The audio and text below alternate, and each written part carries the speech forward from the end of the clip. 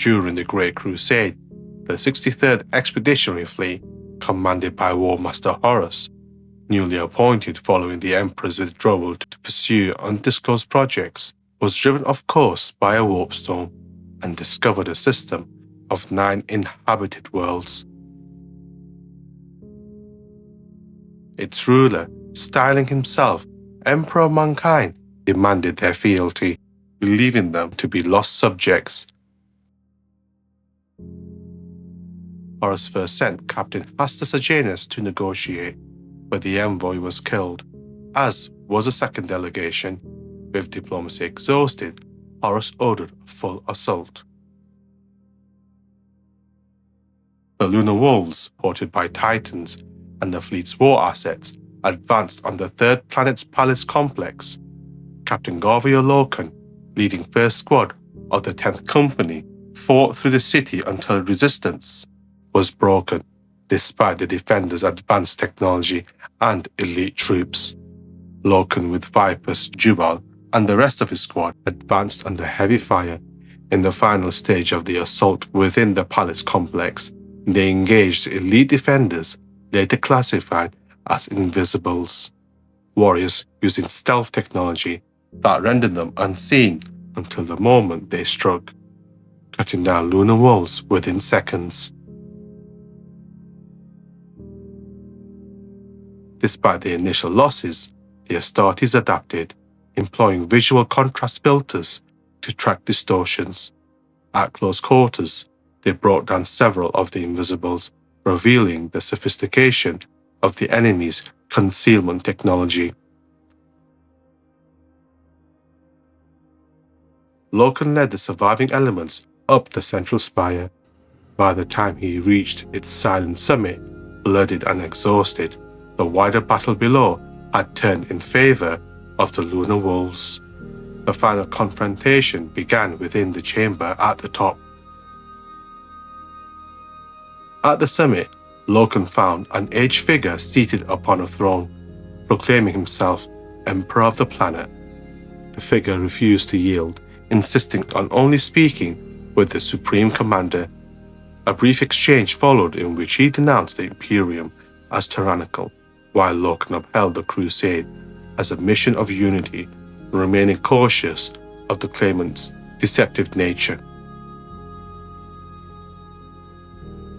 Captain Ekadon and the Catulan Reavers entered to secure the chamber. Loken discerned that the figure on the throne was a decoy, and when the impostor attempted to intervene, Captain Ekadon executed him. In that moment, the true false emperor revealed himself, having remained concealed by the stealth technology.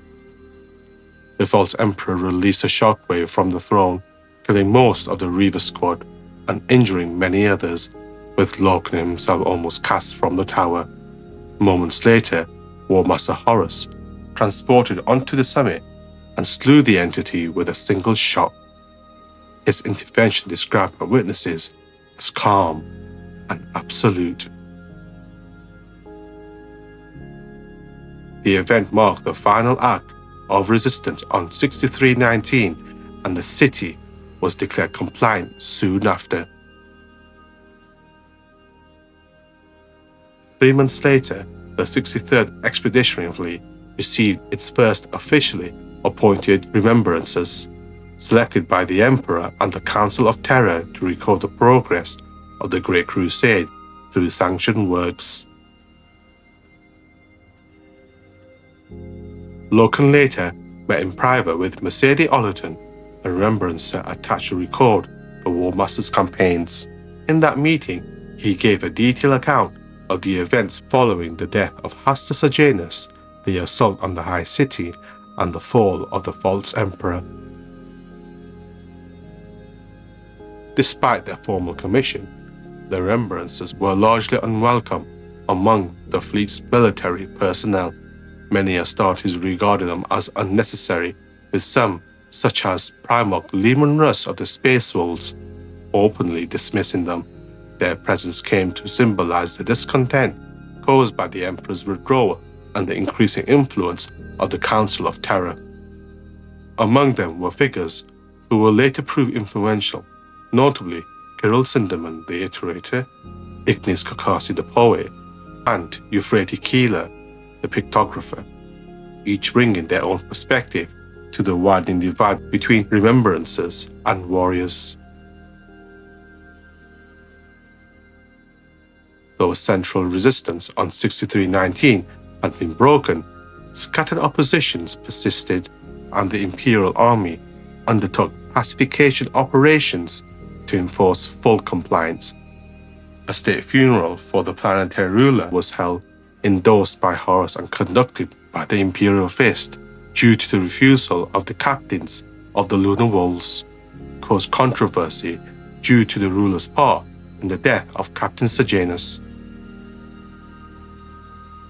At 6319, iterator Kirill Sinderman declared that the Crusade's purpose was the uniting of mankind through reason and knowledge, and its victory signified the deliberate rejection of false belief.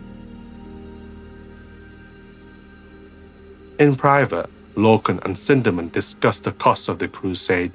Their talks, including Loken's doubt on joining the Mournival, reflected the growing divide between imperial ideals and the realities of expansion. The remembrancer, Mercedes Ollerton, traveled to 6319 on her first journey beyond Earth, an experience she regarded as significant.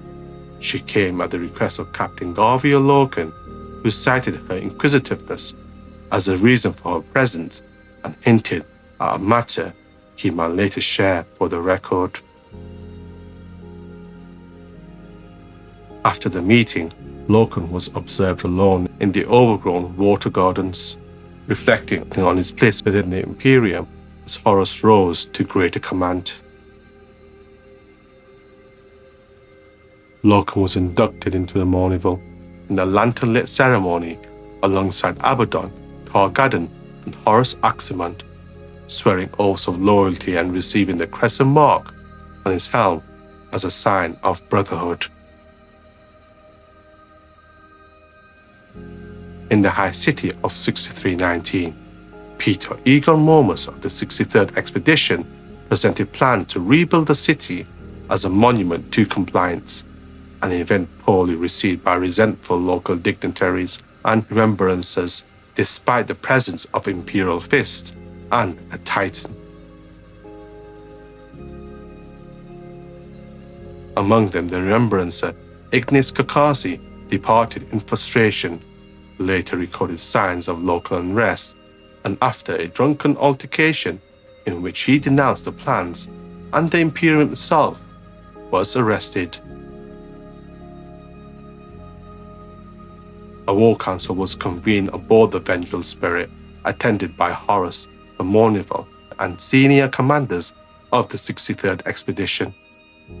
After commending plans to rebuild 6319, Horus addressed the continuing resistance, and testing the Mournival, he asked for solutions.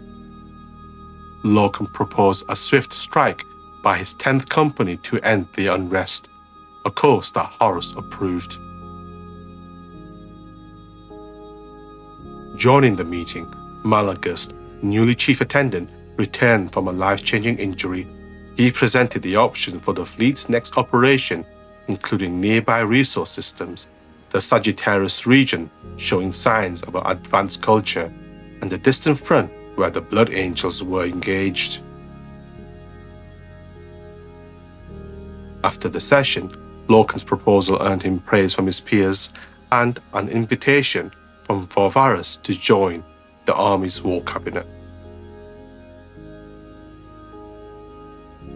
In a private audience with Roar Galdon, Primarch of the Imperial Fist, Loken was told that his role in the Mournival was to serve as an honest voice for Horus, a duty Dawn urged him to uphold despite the political use of his words in council.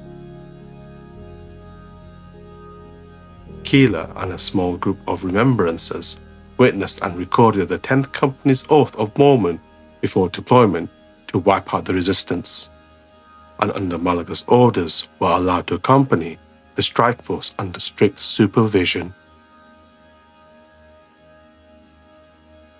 During the drop, Vox interference briefly cleared to a distorted voice repeating, "Samus. The end and the death. Samus is here," before fading. Lorcan dismissed it as enemy fear tactics, though the unease remained among his troops.